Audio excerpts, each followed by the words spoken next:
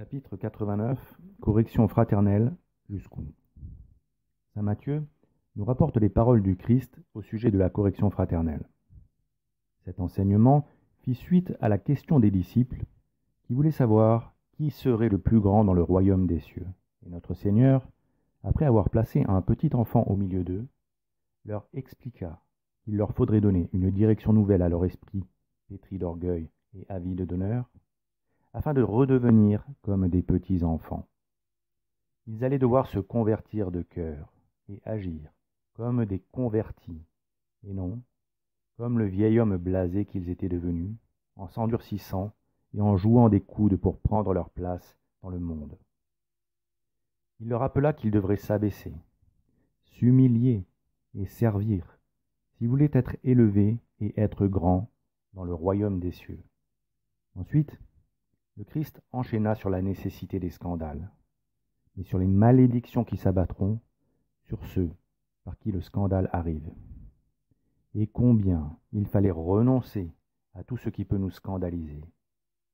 Puis, notre Seigneur leur expliqua que le Fils de l'homme est venu sauver ce qui avait péri, et combien il tenait à ses brebis, et la joie immense pour le pasteur de retrouver une brebis égarée.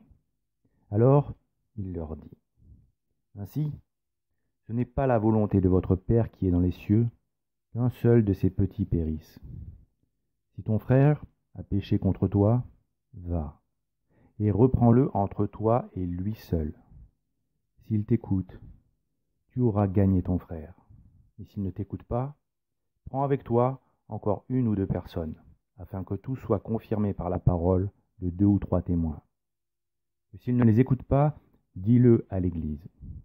Et s'il n'écoute pas l'Église, qu'il soit pour toi comme un païen et un publicain. » Ainsi, notre Seigneur Jésus-Christ nous montre 3 principes qui doivent aider les chrétiens avant de reprendre le frère qui les a offensés ou lésés.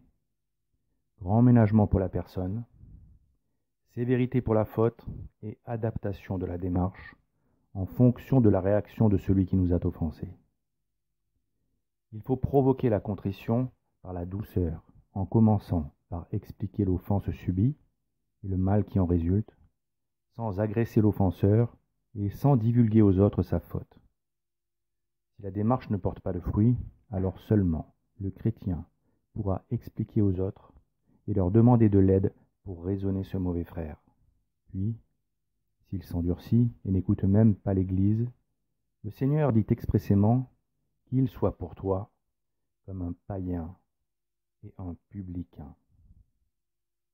La correction fraternelle est une œuvre de miséricorde qui procède de la charité.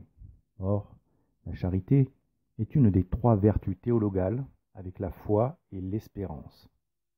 Théologal signifie ayant Dieu pour objet, car Dieu est à la fois l'origine, le motif et l'objet de ces vertus.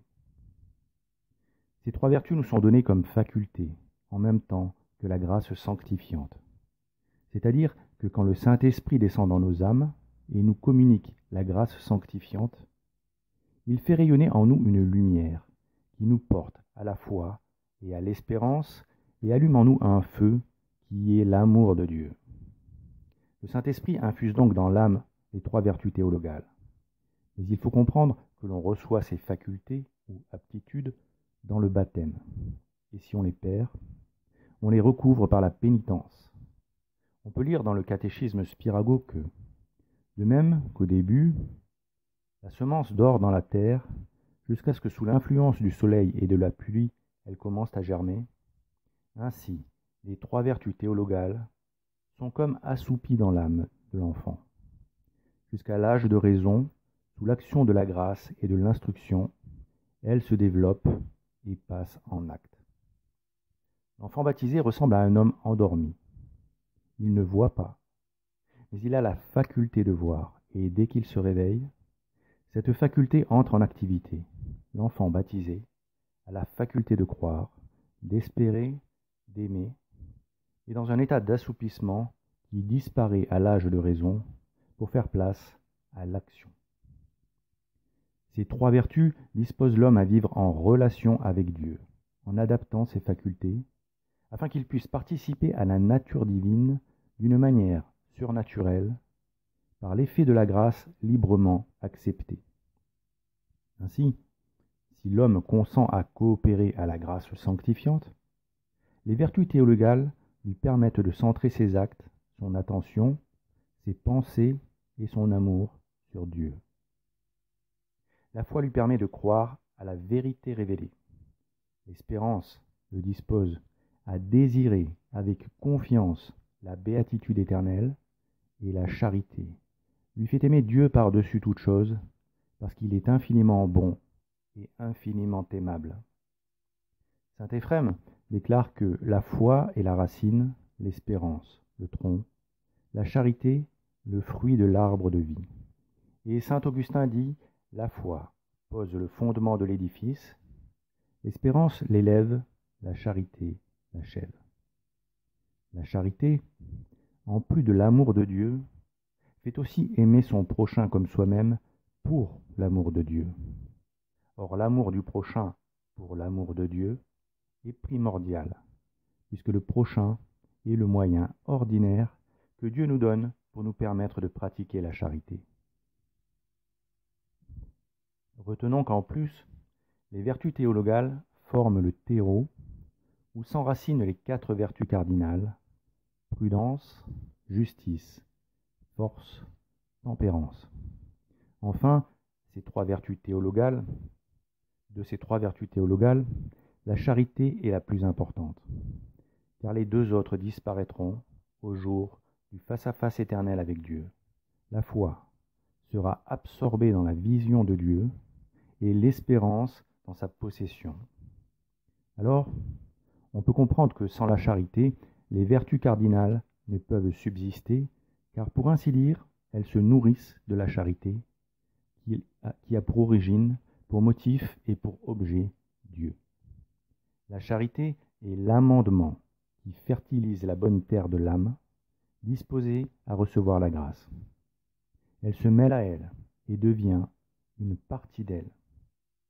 Cette terre, préparée par la foi, fertilisée par la charité et irriguée par l'espérance de la béatitude éternelle, est la bonne terre dont parle notre Seigneur Jésus-Christ dans la parabole du semeur.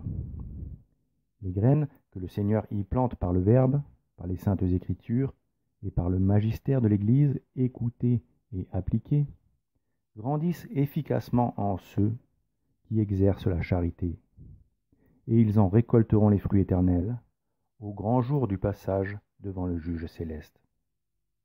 Toute œuvre de miséricorde a ses racines solidement plantées dans la charité.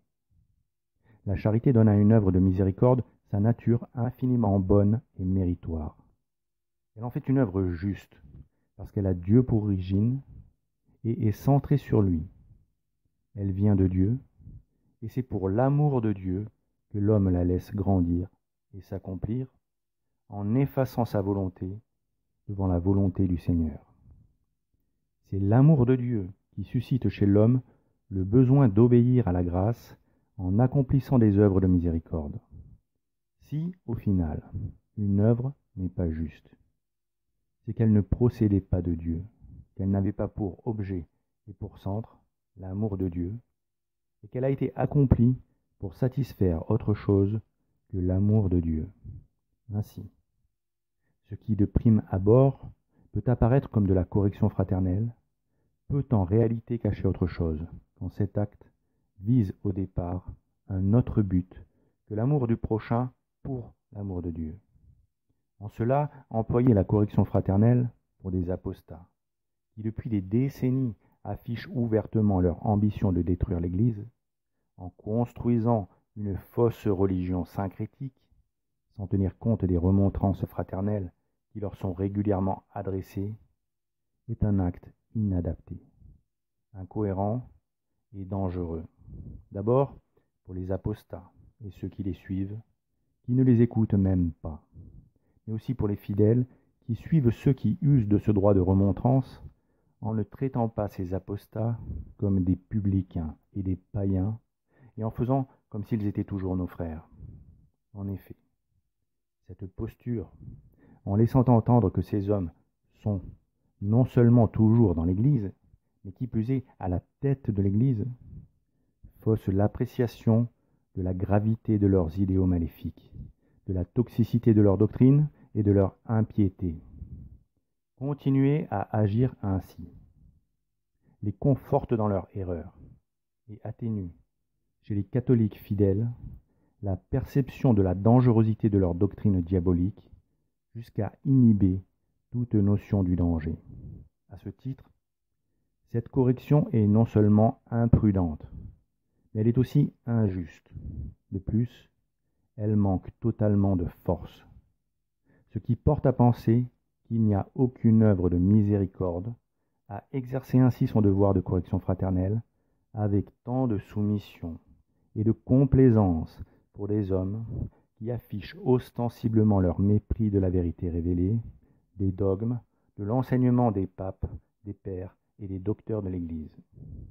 Ainsi, à force d'éluder les vraies questions et de se focaliser sur les effets et non sur les causes du mal, la résistance des traditionalistes soumis au Vatican moderniste s'étiole. Leurs reproches adressés à cette Rome apostate, si éloignée de l'Église du Christ, tiennent hélas plus de la complaisance que de la charité. Ils reflètent le mal qui ronge l'Église depuis que ses membres accordent de la valeur aux principes humanistes de la Renaissance, aux idéaux maçonniques des Lumières et aux principes républicains, sacralisant cette formule incohérente, liberté, égalité, fraternité. Pourtant, l'Église, dès la Révolution française, s'est dressée contre ce mal. Le pape Pie VI condamna la Déclaration des droits de l'homme, ce foyer infectieux duquel suppurent encore toutes les erreurs développées par le libéralisme. Grégoire XVI, dans son encyclique Mirarivos en 1832, condamna lui aussi le libéralisme, puis ce fut Pie IX qui, durant ses 32 ans de pontificat, ne cessa de lutter contre ce poison. Son syllabus condamne les erreurs enseignées par le libéralisme. Pour se faire une idée de ce que le Saint-Père pensait des libéraux, voici ce qu'il disait d'eux le 6 mars 1873. Il ne manque pas de gens qui prétendent former une alliance entre la lumière et les ténèbres, et associer la justice avec l'iniquité à la faveur de ces doctrines appelées catholiques libérales, qui, basées sur de très pernicieux principes, se montrent favorables aux intrusions de la puissance séculière dans les affaires spirituelles, inclinent leurs partisans à estimer, ou tout au moins à tolérer, des lois iniques, comme s'il n'était pas écrit que nul ne peut servir de maître. Ceux qui agissent ainsi sont en tout point plus dangereux et plus funestes que les ennemis déclarés, non seulement parce que, sans qu'on les en avertisse, peut-être même sans qu'ils s'en rendent bien compte, ils secondent les projets des méchants, mais encore parce que, en se renfermant dans certaines limites, ils se produisent avec quelque apparence de probité et de saine doctrine, qui hallucinent les amis imprudents de la conciliation et séduisent les personnes honorables qui auraient combattu l'erreur déclarée.